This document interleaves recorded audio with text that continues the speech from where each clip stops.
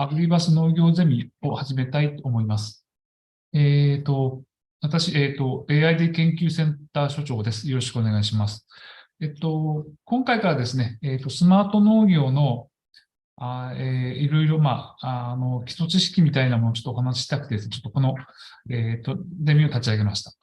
で一応、今日のテーマとしては、農業と情報技術ということで、これは副題として情報技術を活用した農業ということになってまして、まずは農業と情報技術に関わる、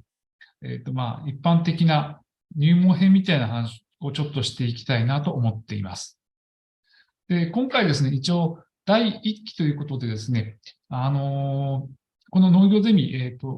2月、3月にわたって一応5回ぐらい、やってみたいなと思ってます。一応、本日9日が農業と情報技術ということで、副題として情報技術を活用した農業とは。で、来週2月16日は第2回として、今ちょっと話題になった、自動操作と農作業ということで、自動操作と農作業の関係をちょっとお話ししたいなと思っています。トントンで3月2日、これ第3回目になりますけども、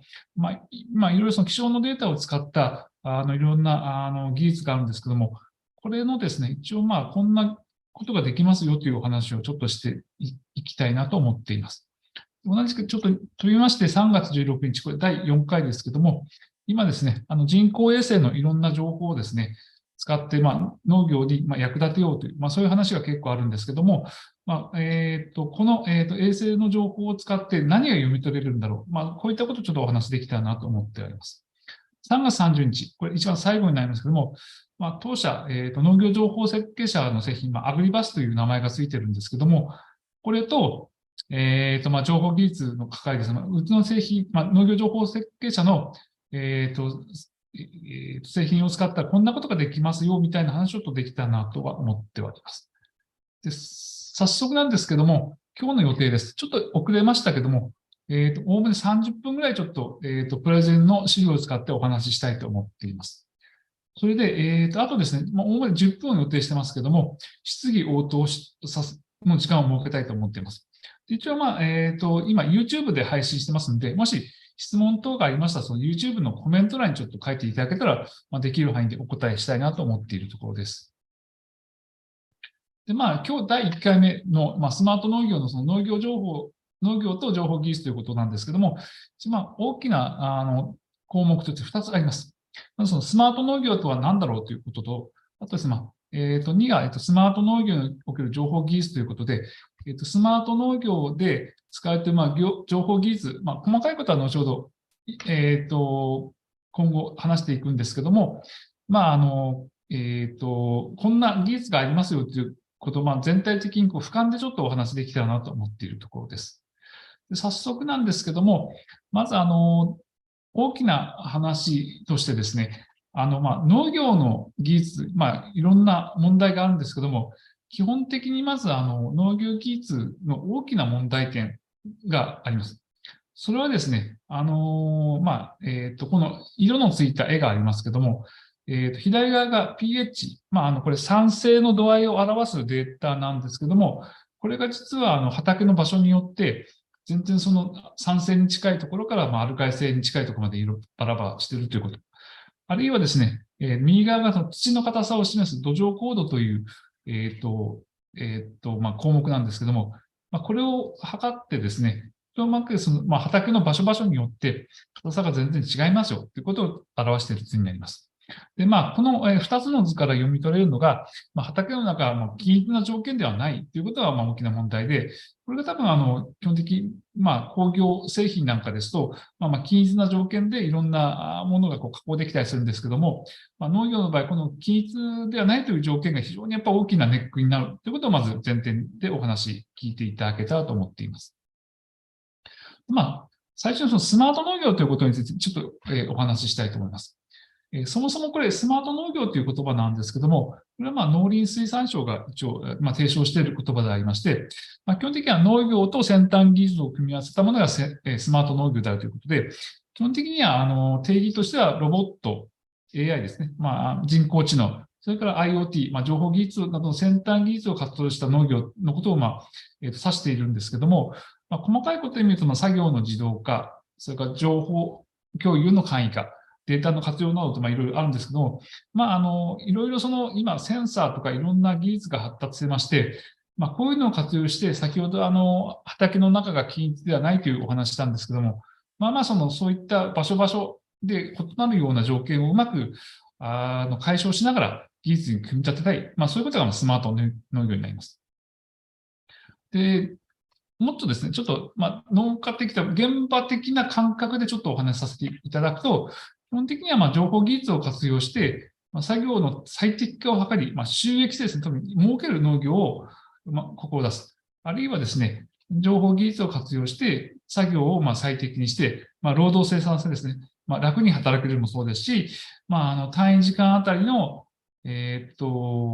収量なり、品質を高めるということがありまして、基本的には情報の技術を活用して、もっと良い農業を目指すのが、基本的にはスマート農業のバックボーンになっているということになります。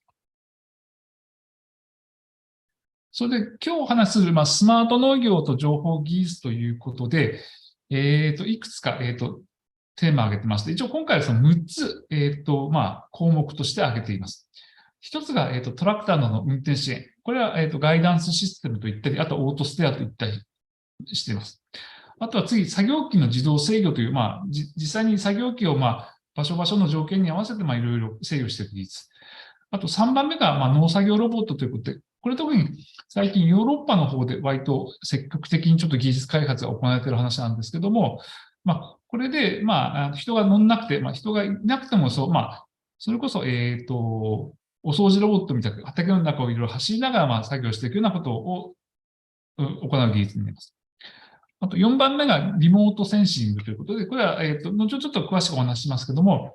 人工衛星のいろんなデータを使って、いろいろちょっと畑の状態なんかを解析するような技術の話になります。あと5番目がセンサーを活用した技術ということで、今ですとセンサーが結構いろんな、ものがありまして、これを、工業製品なんか特にセンサーを活用して自動化を図ったりするんですけども、これもやっぱり農業についてもいろんなセンサーを使ってやっていけたらいいんじゃないかという話になります。で、あとですね、最後に営農支援システムって、これは比較的どっちかというと経営改善に近いようなお話なんですけども、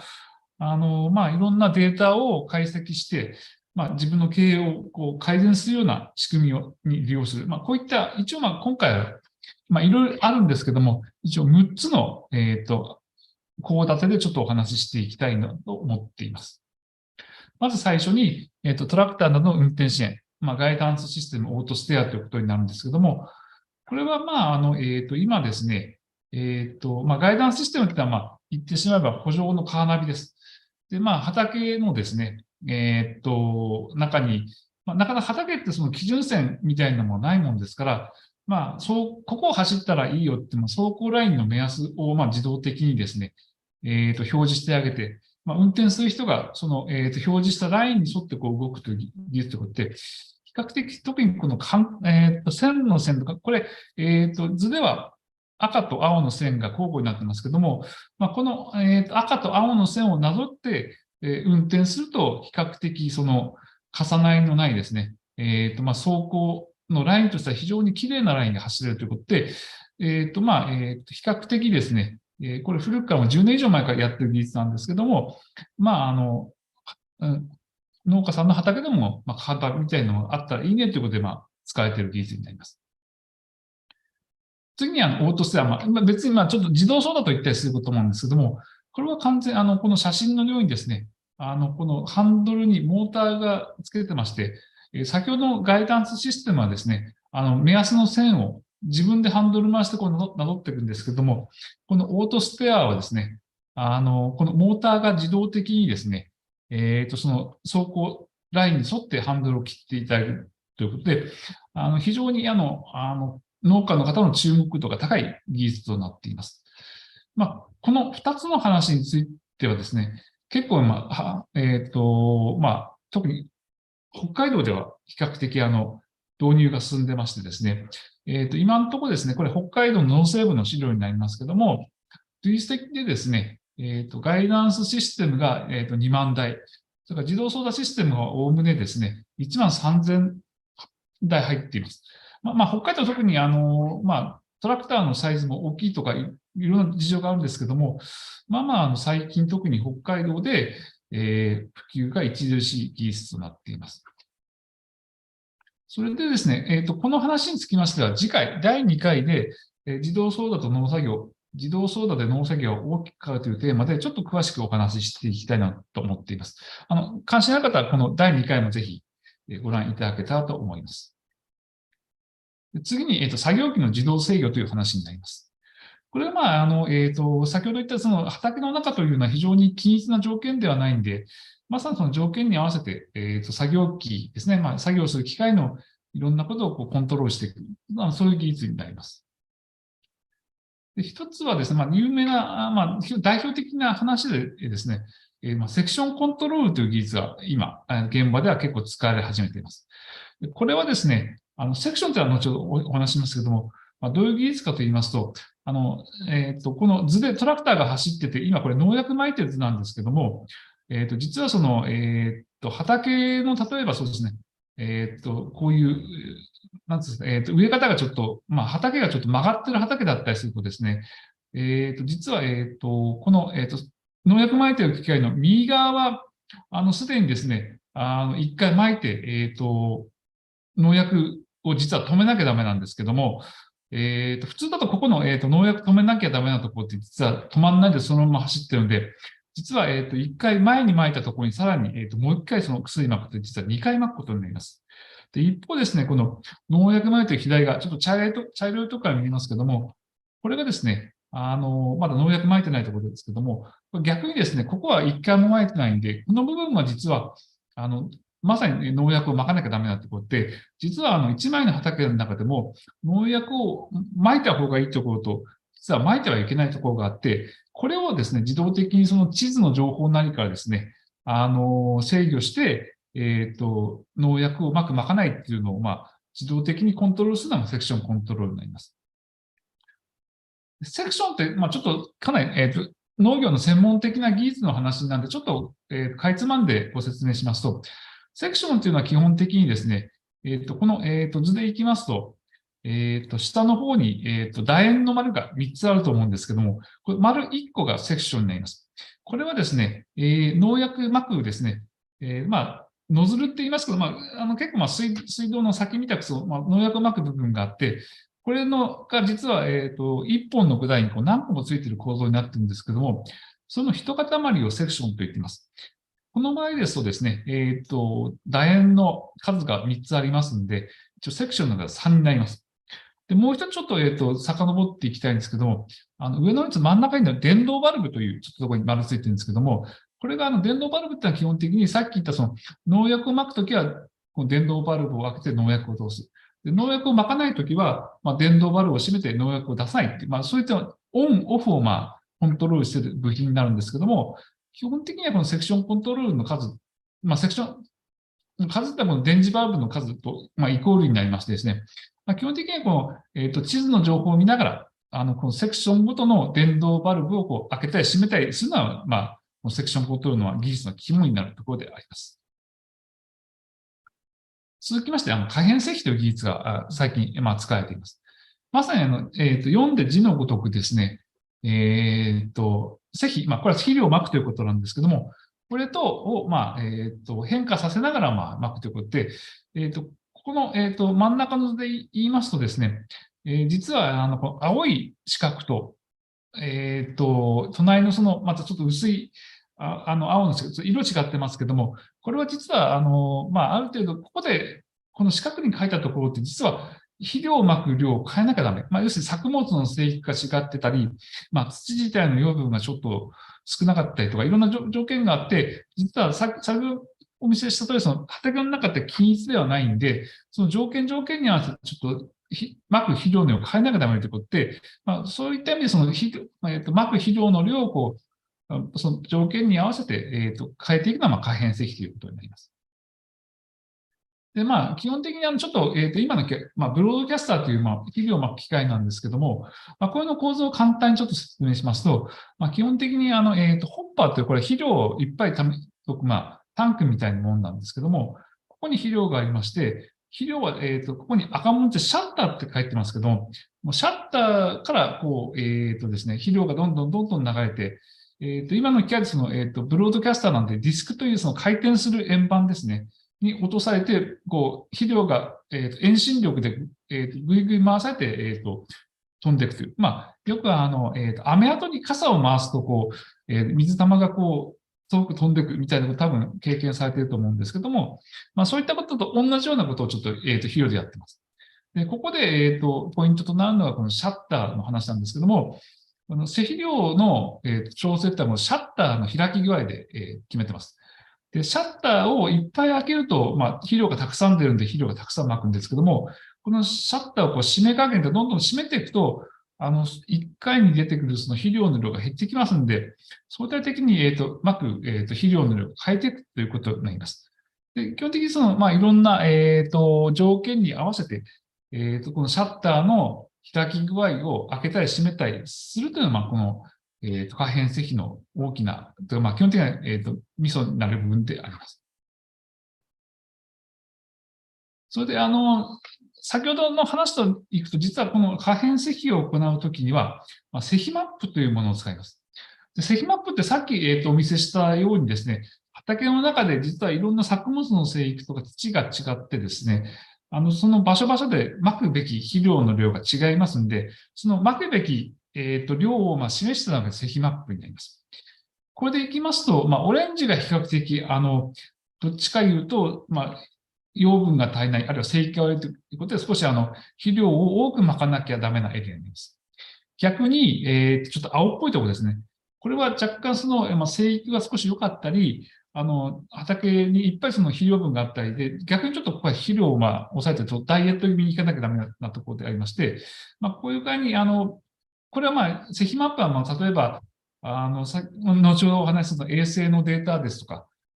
いろんな情報ではこのマップ作られるんですけども、基本的にはこの積マップ内に合わせて、肥料の量を調整するのは可変積という、そういう技術になります。それで、次にですね、農作業ロボットの話を、軽くお話ししたいと思います。農作業ロボットなんですけども、基本的には、特にヨーロッパですね。ヨーロッパの方で比較的今開発が進んでましてですね、お掃除ロボットみたいなものもできています。で、まずその国内の話からちょっとさせていただくと、まずですね、一番日本で比較的そのロボットということで、有名なのが、ロボットトラクターということになります。で、これでトラクター2台に並んでますけども、左側の方に人が乗っててですね、右側の人が乗ってない。で、右側が一応ロボットトラクターになりますけども、基本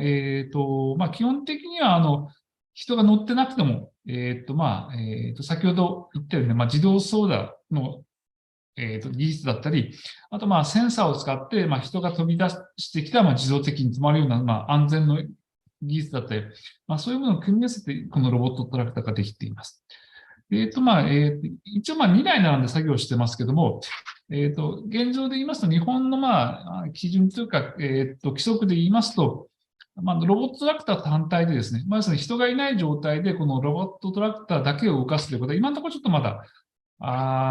認可されてなくてですね、基本的には、監視する人が必要で、監視する人が、トラクター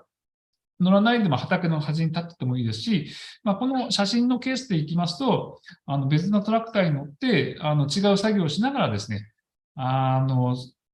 今ロボットトラクターが暴走してないかとか、そういうことをチェックしながら、作業する。そういった使い方をするというルールで、今のところ運用がされているところになります。でこれがトラクターのロボットトラクターになります。海外ですと今、完全にそのお掃除ロボットみたいに自分で、走りながら、作業するロボットトラクターが結構、開発が進んできて、実際に商用機も何台か販売されているようです。で、これがですね、除草作業を行う、ロボットなんですけども、これですと、先ほど言ったように、その自動操舵のような技術がこのロボットに入ってまして、自動的に自分が走る位置を決めながら、あと、これですと多分ですね、カメラを積んでると思うんですけども、カメラで、畑の様子を見ながら、さっき言った AI って、人工知能なりを使ってですね、例えば見えてる画像の中で雑草があるかどうか判断して、もし雑草があったらですね、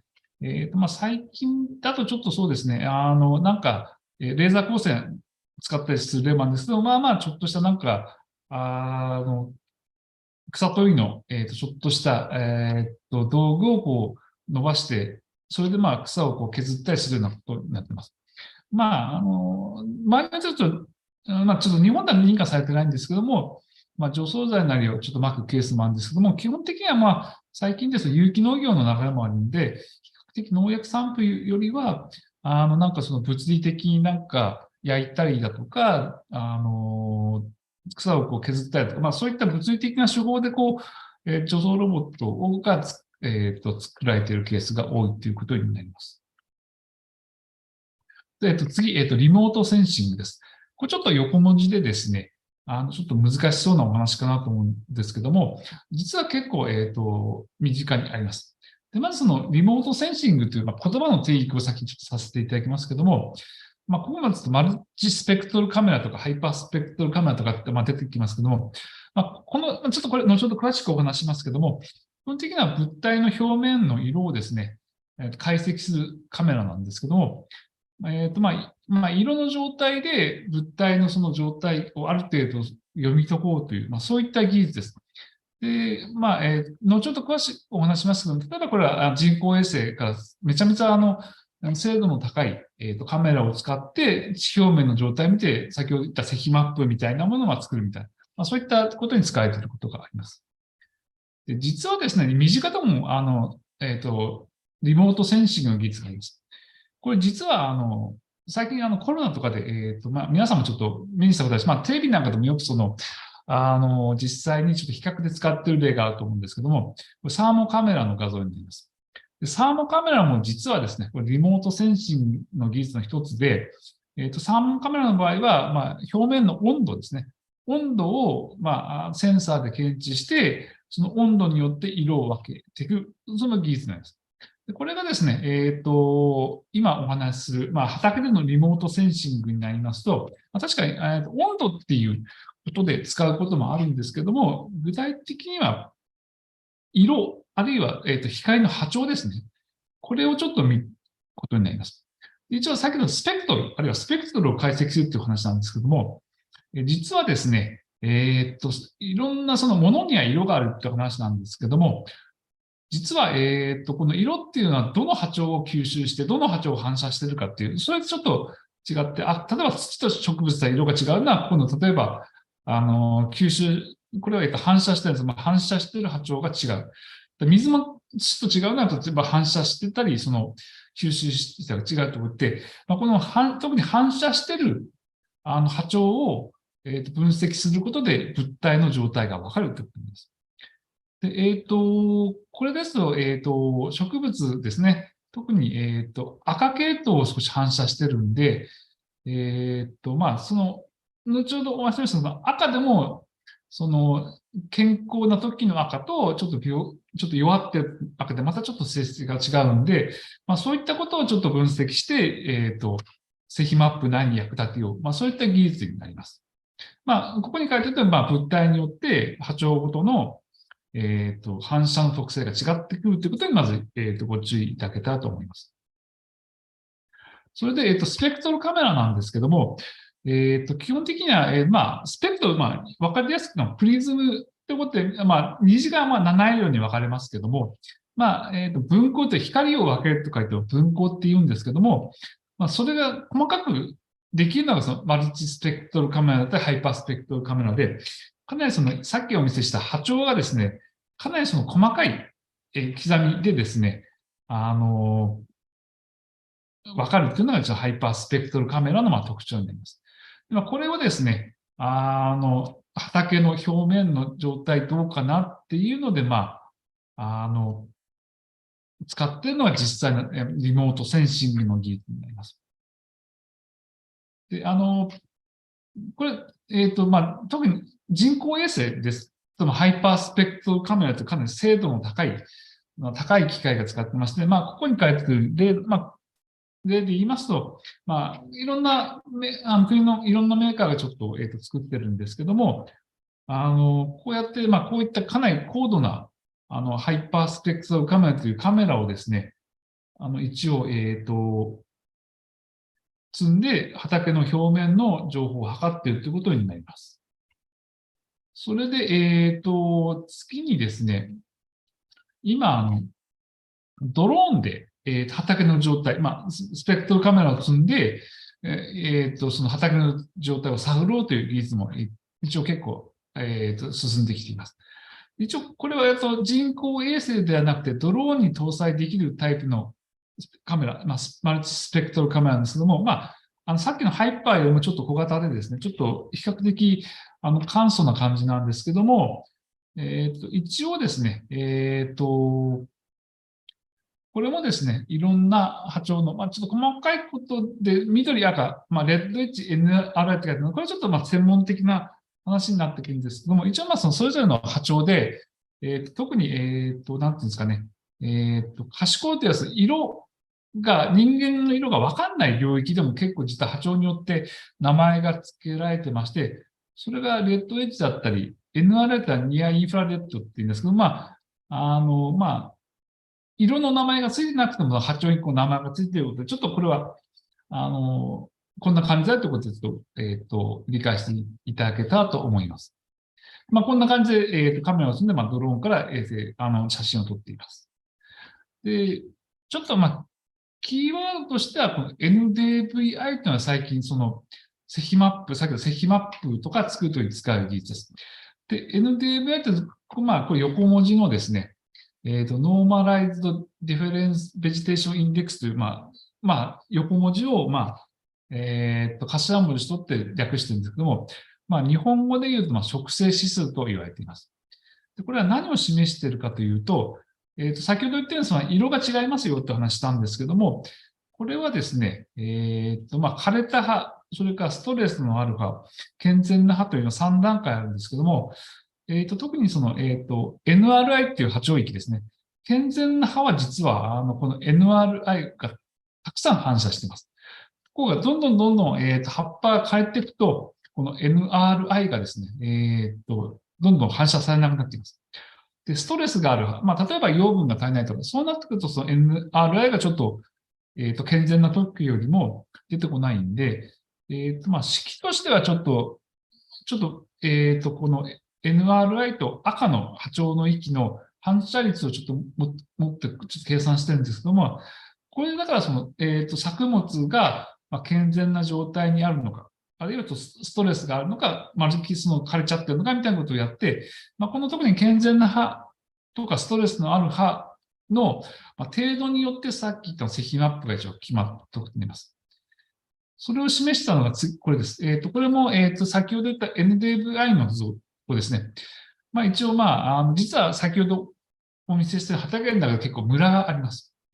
で、ここで、生育が悪いところが、続いて、色が薄いところ生育が悪いんですけども、ここについて、だから、生育が悪いところにですね、左側が生育マップで、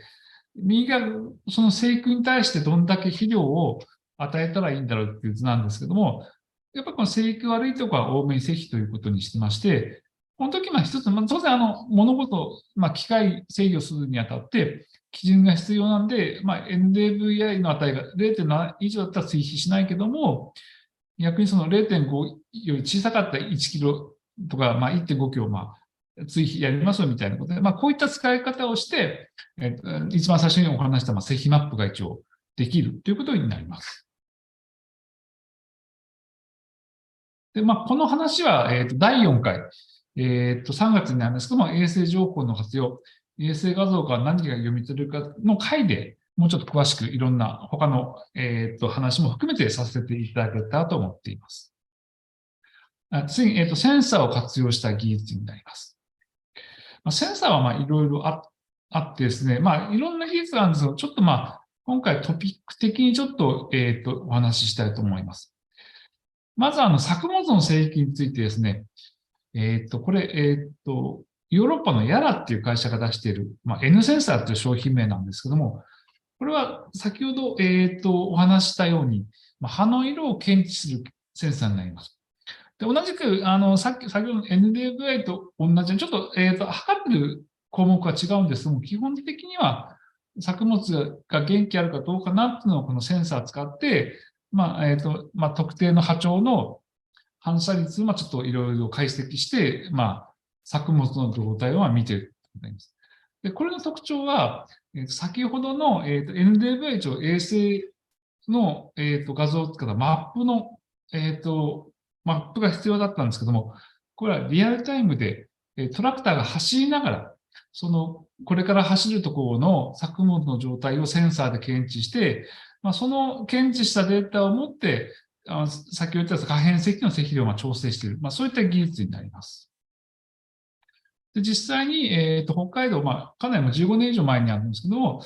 N センサーを使ってですね、養殖、葉っぱの色を測定して、そのマップを作った例で、この時は可変性がちょっとやってないんですけども、色が濃いところが、ちょっとやっぱり比較的その生育がいいというか、かなり、養分が高いところで、黒丸が東北って、やっぱり作物って、できすぎるとどうしても倒れやすいんですけども、色が濃いところがどうも重複しているところがあって、やっぱりこの生育がやっぱり結構いいところが倒れますっていうことを示している図になります。で、同じくですね、これトラクターに積んでる話以外に、ハンドヘルド、手に持って、畑の中走り回って、部分的にある程度その NDVI なりを測定する、ツールもあって、特に左側のグリーンシーカーってやつは、日本で使われている例が多い、測定器になります。次にですね、ちょっとなかなかちょっと北海道とかでもあんまりちょっと例はないんですけども、海外では結構使われているということでちょっとお話ししたいと思います。作物の収量なんですけども、これは収量センサーという、一応収穫する機械にですね、センサーを取り付けて、基本的に重さなりをちょっと測るようなイメージなんですけども、場所場所の、収量を測って、後ほどマップを作るという技術になります。で、細かくはちょっとお話しないんですけども、いろんな実際に重さを測る、センサーを使ったりですね、あと圧力を、感知したり、あとはなんていうんですかね、直接力ではなくて、ぶつかる力ですね、を測ったりとか、いろんな、タイプのやつがあるんですけども、この、今収穫した場所の収量どうなんだろうって、測る一応、道具の、一台になります。で、これが、実際に、海外の事例ですけども、これ、トウモロコシですね。トウモロコシの、収量をちょっと測ってるんですけど、コンバインに、先ほど言った位置情を測る GPS みたいなのをつけて、収量のセンサーと組み合わせると、右側の図にあります通り、そこの場所場所での収量が分かって、これがだから、収量が悪いとか分かると、例えば肥料が足りないのかなとか、例えばちょっと病気が多かったのかなとか、ちょっと、いわゆるお医者さんでいうとレントゲン写真とか MRI とか、そういった類の、画像のデータとして全体を把握するような時に、使える、アイテムになるかなと思います。あと、先ほど、土壌の pH の話に関連すると、実は土壌の pH もですね、連続的に測るセンサーという世の中出ています。ちょっと日本ではまだちょっと結構な額するんで、入ってないんですけど、一応、pH 連続測定器というのが世の中に存在しています。で、これがですね、どういう使い方するかというのなんですけども、一応左も右もあるんですけども、右がちょっと丸がまばらなのが、これ人が歩いて土を取って、それで、pH を測定して、作った、pH のマップになります。ところが左側、これ結構密に丸があるんですけども、これは連続測定器でですね、土を取ってですね、連続で測定して作ったマップになるんで、似たような傾向にはなるんですけども、実は連続の測定器使った方がかなり細かいところまで見れるんで、こういった、ちょっと、特に土壌の pH って実は、作物の根の成長とか、作物の養分の吸収とか、実はいろんなことに影響してくる大事な項目なんで、こういったセンサーもですね、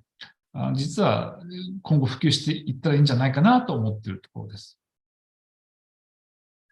あと、センサーでどうしても気象のデータという話が出てきます。これ、アメダスですね。皆さんですが、アメダスの写真なんですけども、温度、湿度を測ったり、風速を測ったり、雨量を測ったりということで、これは国の気象庁がやってるアメダスなんですけども、今、そうですね、いろんな各社さん、各社さんで、これを小型化した、気象ロボットという言い方をすることもあるんですけども、自分のところの畑の気象どうなんだろうということを測定するシステムを一応世の中にはできています。でこの気象のデータなんですけども、どういった使い方があるのかということで、一つは作物の生育が今どうなんだろうな予測する方法。あれは結構、割と大きいというか、比較的、この気象のデータを使うメインテーマに近いんですけども、作物の病気や害虫がいつ発生するんだろうみたいなことを予測する発生予測ですね。あとですね、実際に特に、北海道の畑ですと、温度が上がらなくて冷害だったり、あとちょっと春先に強い風が吹いて風害みたいなのがあって、気象災害と言われてるんですけども、このリスクどうなんだろうということになります。あとですね、4番に作業計画。これちょっと後ほど話すんですけど、実際に、今日雨降って、そういうのは、明日雨降りそうだからみたいなところで、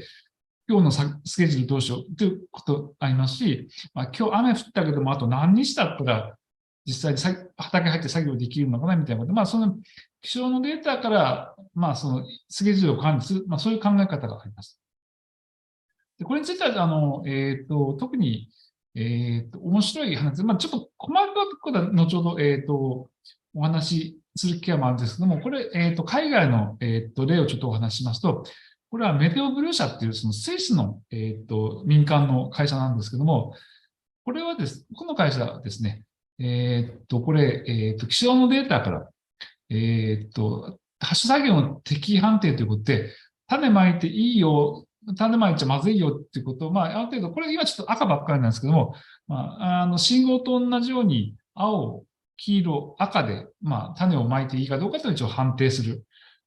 ものを出しています。これだから、ここに書いている通り、実は、小麦だったり、芋だったり、いろんな作物について、その、気温だとか、土の水分だとか、いろんなものをちょっと勘案して、一つ、このリスク低いですよ、高いですよっていうのを示している、絵になります。同じく、メテオブルー社なんですけども、これはトラピカリビリティと、日本語で機械の走行可能、走行性って言うんですけど、例えば雨とか降って抜かれてるときに、トラクター入っていいのかどうかっていうのを、一応予測する。実際に雨降った後見て、予測の、その気象のデータから何日入ったら、何日だったらその畑入れるのかな、みたいなことを示している図になります。結構その、作物とかいろんな以外にも作業にもいろいろちょっとやってると例があります。それで、今回についても、これ第3回、気象データの活用、気象データを解析してみたいという第3回でちょっといろいろ突っ込んでお話できたなと思ってはいます。最後、営農支援システムです。でそもそもこれを出してくる、背景なんですけども、皆さん、その、一般的に、最近、その民間さんでやってますけど、その PDCA サイクルというサイクルを、取り入れると結構作業が改善しますよ、みたいな話があります。これは計画を練って、実際にやってみて、実際、実績としてどうなったんだろう。で、問題点なんだろうということを洗って、改善策を作って、また新たな計画を作って、どんどん回していくっていう、こうやってサイクルってことになります。で当然、一発目についてはその現状把握ということで、まず今現状どうなってるんだろうみたいなところからスタートするんですけども、こういったその実際に、あの、現実際の作業内の問題点を把握するそのスマート農業が使えますよということになります。で、PLC サイクルを回そうとなると、ちょっと細かいことはちょっと説明省きますけども、実際にはここの表に載っているように、実際に作業の計画だったり、資材の話だったり、お金の話は経営分析して、いくら売れて、いくら買ってとか、機械の投資どうしようかみたいな話もそうですし、直近ではその先ほどお話したように作業の進行管理ですね。作業をどうしようみたいなことがあります。で結局、これについてもですね、日本ではなかなかないんですけども、海外だと、これ、フランスのマイイージーファームというところなんですけども、これは一括管理で、資材の管理だったり、作業をよくできたりということで、こういった製品を一応出しています。で、あとですね、同じくフランスで、これここについているカーノット社という、ここについている器具なんですけども、作業機につけて、実際に、畑の中を走って、これで一応畑どういう経路で走ってるんだろう、どこいるんだろうみたいなことを示してるんですけども、こういったことでですね、実際の作業改善に使おうという、そういった考え方でやってる。これも実はスマート農業一つの大きなメリットじゃないかなと思っています。で、一応、今日のお話は、ここまでにしてますけども、一応各種 SNS がありますんで、もし興味があったら、この農業情報設計者ちょっとフォローしていただけたらと思います。あとですね、質問などについてはちょっとコメント欄に書いていただけると、ちょっと、時間ちょっと少ないんですけども、ちょっとこれからいくつかお話できたらなと思っています。なんか質問ありましたらコメント欄にお書きください。よろしくお願いします。